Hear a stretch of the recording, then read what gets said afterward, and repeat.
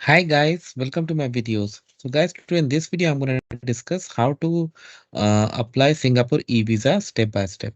Before I proceed further, if you have not yet subscribed to my channel, please go and subscribe right now. And also would like to clarify, neither I'm an immigration consultant nor I'm a government body. So if you take anything out of this video, do it at your own risk. So guys, the very first thing is like a lot of you might have this question, why I'm not showing you a wizard or something, how to do this as I have shown in my other videos for other countries. So the reason is like for Singapore, you cannot do it independently. I mean, you cannot do it on your own. So you should have either like if you are from a visa required country to travel to Singapore, then either you should have a local contact or you can use one of the trusted partners, uh,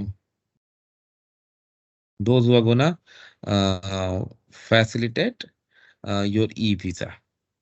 Now, what you are gonna do is like you need to submit your visa application through your local contact or trusted partner in Singapore using their online facilities. Same submission of application for visa electronically.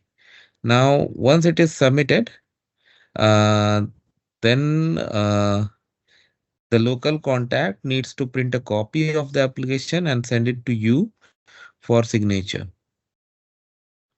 Then it will be submitted to ICA together with a copy of your passport biodata page. After this in case, or you can say after the approval, the trusted partner will collect the physical visa sticker at the ICA building. Okay. And then that needs to be sent to, to the applicant. That means you. And then you can come. Okay. Now, with the introduction of this e-visa, then like nationals, so some nationals will no longer be issued with a physical visa. Instead, like it will be replaced with an electronic visa. Okay. And local contact will continue to submit visa application. Okay. E-visa is like different, no doubt. So that's why, guys, I had to make it like this. I'm going to include a link in the description where you can go ahead and read more about it and follow the process.